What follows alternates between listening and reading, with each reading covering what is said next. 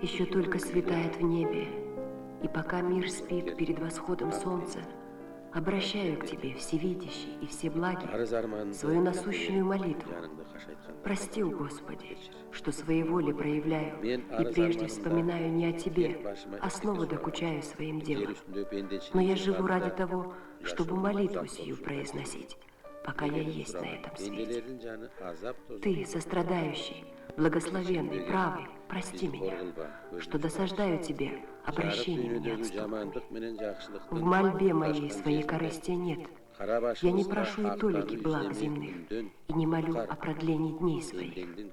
Лишь о спасении души людских взывать не перестану.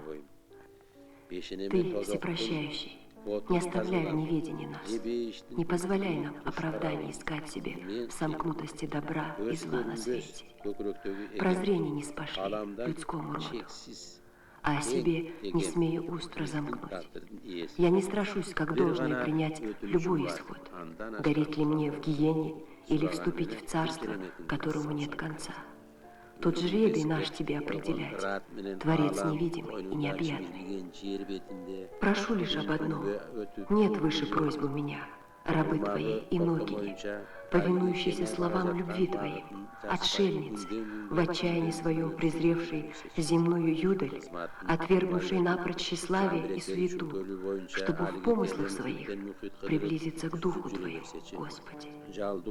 Прошу лишь об одном, яви такое чудо.